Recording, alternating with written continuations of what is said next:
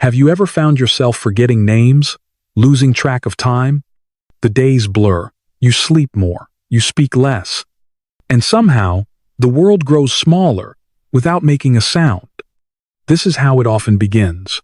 Not with a crisis, but with quiet disconnection, especially after 65. One missed call, a canceled lunch, the end of a long career. At first, the silence feels peaceful, maybe even welcome. But over time, the silence turns sticky. The calendar stays blank, the phone doesn't ring, and without realizing it, your world begins to shrink. This isn't just sadness. It's biology. Loneliness can kill. What happens to your brain if you stop socializing after 65 isn't just a philosophical question, it's a medical one. In fact, research shows that chronic loneliness carries the same risk of early death as smoking 15 cigarettes a day. It's one of the most dangerous health risks of being alone in old age. But here's the twist. What if you enjoy solitude? Does that mean you're doomed? Not at all. There's a difference between healthy solitude and dangerous isolation. But what's happening inside your cells might still surprise you. Because how loneliness affects aging and the brain goes far deeper than mood. It literally changes your DNA. In 2023, the U.S. Surgeon General called loneliness a public health crisis. It shrinks memory centers in your brain, weakens your immune system, and yes, it even wears down your heart, literally. We're only beginning to understand how loneliness affects aging in the brain, and the results are sobering. Still, this isn't a lecture about being more social. It's about finding quiet, meaningful connection your way. In this video, we'll explore what really happens when we stop socializing after 65, and how to protect your memory, your heart, and your independence, even if you love your alone time. Let's begin. Let me tell you about Martha. She's 72, widowed. Once a regular at church, she slowly stopped going after her husband passed. She insists she's fine, keeps herself busy with books and crossword puzzles. But over time, her memory started slipping. Her sleep grew restless. She couldn't shake this nagging ache in her chest that she chalked up to just getting older. Then there's James. He's 68, retired school teacher, played golf every Saturday until a knee injury knocked him off the course. Now he spends his afternoons watching television reruns, feeling, in his words, useless. He hasn't spoken to his old friends in months. He says he doesn't want to bother anyone. Martha and James don't think they're lonely, but something vital is missing, and their health is paying the price. It's a real example of how social isolation impacts seniors over 65. Not just emotionally, but biologically. The biology of loneliness. What science shows. Loneliness isn't just an emotion, it's a biological signal, as real as hunger or thirst. When we're disconnected from others, our body interprets it as danger. Stress hormones like cortisol shoot up, our immune system weakens, inflammation spreads, the heart works harder, the brain slows down. In fact, older adults who are socially isolated have a 29% higher risk of premature death. That's not just from depression. It's from heart disease, stroke, type 2 diabetes, even Alzheimer's. It's one reason why seniors over 65 need social interaction, not for company, but for survival.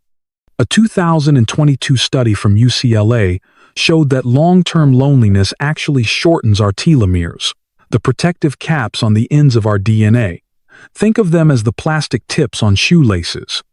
When they wear down, aging accelerates, and loneliness grinds them down faster than most people realize. Sleep gets disrupted, digestion weakens, our entire system gets thrown off rhythm. And yet, there's hope. Because this process isn't permanent. The body, even in later years, is beautifully adaptable. With the right support, it can heal.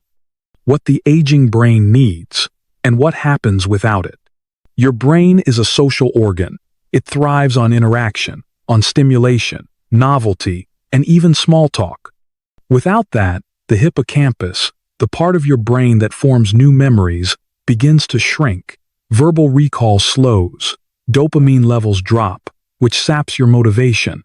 You start forgetting names, losing track of time, withdrawing even further.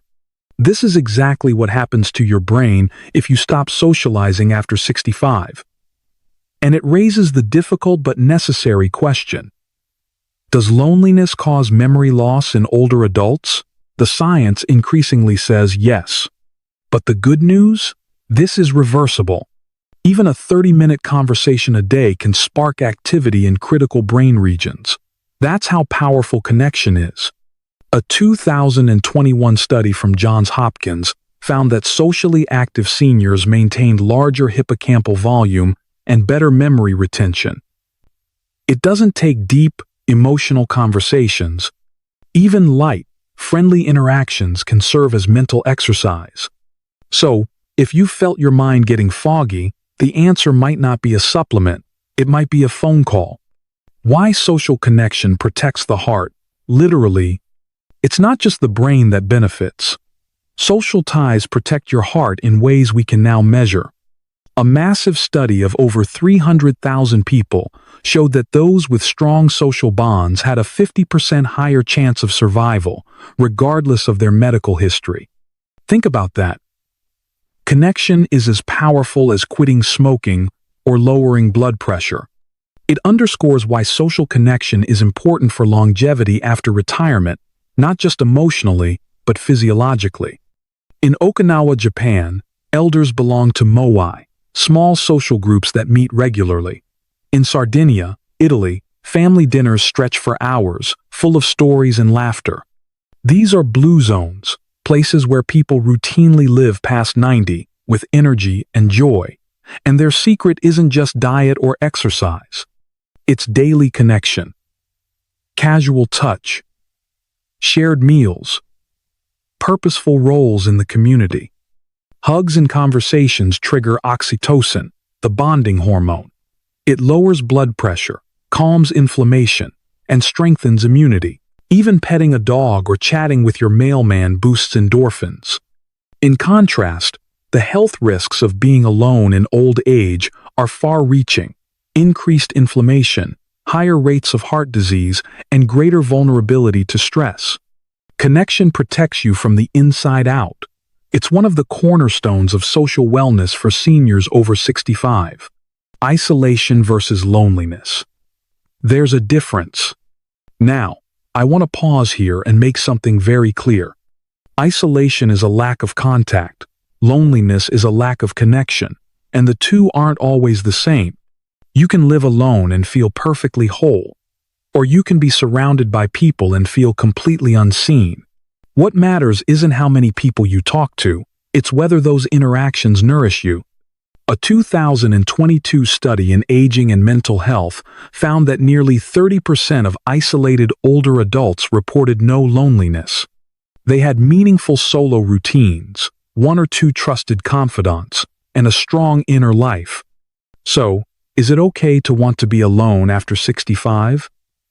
Absolutely. If it supports your mental, emotional, and physical health. But we still need to talk about what healthy solitude looks like, because even the most independent spirits need connection, in some form, to thrive. When life shifts, why we stop socializing. After 65, everything changes. You might retire, lose a spouse, move to a smaller home. Your kids are busy with their own lives. Your body doesn't move like it used to. Vision fades. Hearing gets harder. It's no wonder so many pull back. And yet, most don't talk about it. Many feel ashamed to admit they're lonely, especially men. NIH data shows men over 65 are 50% less likely to admit loneliness than women. Add in tech barriers, transportation issues, and grief, and socializing starts to feel like climbing a mountain.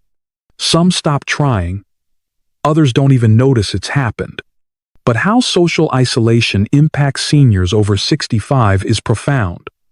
It chips away at memory, immunity, and motivation. And while solitude can be nourishing, too much isolation can quietly erode our health over time. That's why seniors over 65 need social interaction, not for popularity, but for vitality, to keep the body responsive and the mind alert. What if you prefer being alone, finding connection on your terms? Let's say you're not a joiner. You don't like big crowds. That's okay. Connection doesn't have to mean potlucks or group classes. It can be quiet, personal, sacred. Start with a small, meaningful circle. One confidant, a friend, a cousin, a neighbor can protect your brain as much as a whole social calendar. A 2020 study in the Journal of Gerontology found that emotional intimacy with just one person significantly reduced dementia risk. You don't need 50 friends. You need one safe space. And if you're more inwardly focused, that's not a flaw, that's a gift. Try mindfulness practices, writing in a journal, sketching, gardening. These acts connect you to yourself and the present moment. Or explore techniques rooted in Buddhist philosophy. Mindfulness meditation helps you witness your thoughts without judgment. It lowers anxiety, stabilizes blood pressure, and slows the shrinking of memory centers in the brain. Loving-kindness meditation, sending well wishes to yourself, to loved ones, to strangers, actually increases oxytocin, improves sleep, and deepens your sense of connection to the world.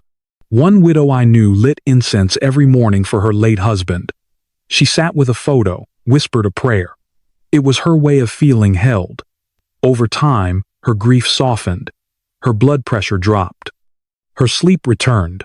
Even in solitude, she was not alone. Because being alone after 65 can speed up aging unless it's balanced with meaningful engagement.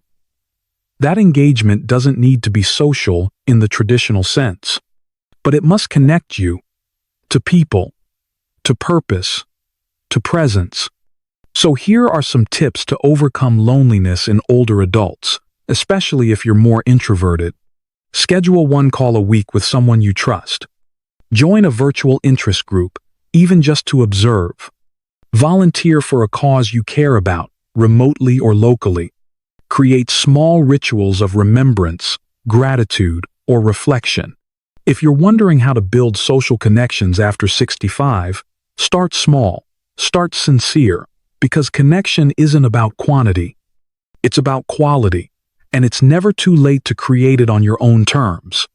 Ready to reconnect? Here's where to start. If you're ready to reach out, but feel overwhelmed, start small. Step 1. One connection. Call a relative. Text an old friend. Thinking of you. Small gestures matter more than you think. Step 2. Reconnect with purpose. Volunteer. Mentor. Share your wisdom. Purpose creates connection, and vice versa. These are powerful tips to overcome loneliness in older adults, especially after retirement. Step 3. Use tech as a bridge. Platforms like GrandPad or Get Set Up are made for seniors. Libraries offer free tech tutoring. You don't have to figure it out alone. This is how to build social connections after 65, with confidence and curiosity. Step 4. Build emotional stamina. Move your body gently. Get sunlight. Rest well. These physical habits support social wellness for seniors over 65, making it easier to say yes to conversation and community. Step 5. Practice social courage. Most people are craving connection too, but they don't know how to ask. Your hello might heal more than just you. Even small interactions, chatting with your cashier, greeting your mail carrier, waving to a neighbor, can gently rewire your brain. Scientists now know that loneliness can cause memory loss in older adults, especially when social withdrawal is prolonged. Why? Because what happens to your brain if you stop socializing after 65 is measurable. Brain volume in key memory areas shrinks. Emotional regulation weakens. But it's not permanent. Even modest reconnection can slow or even reverse these changes. Closing reflection. Martha and James revisited. Remember Martha? She didn't rejoin the church choir, but she started calling her sister every Thursday. Eventually, she downloaded a meditation app and practiced metta each morning. Her memory, sharper. Her sleep, more peaceful. Her heart, just a little lighter. She says, "I'm still alone most days, but I'm not lonely." And James? He started hosting poker night once a month for fellow veterans. The first game was awkward. The second, a little better. Now, it's the highlight of his month. "It took me a year to admit I missed the camaraderie," he told me, "but I did, and it feels good to laugh again." After 65, connection doesn't need to look like it used to. It doesn't need to be loud or crowded. It just needs to feel real. Through conversation, through stillness, through soil, through song, there are so many ways to feel alive again. You don't have to be popular, you just have to be present. And you're not alone. Let's keep going. Do you thrive in quiet solitude, or does your heart light up around others? Let me know in the comments. I read every single one. If this video resonated with you, please like, subscribe, and share it with someone over 60. Together, we can break the silence around loneliness.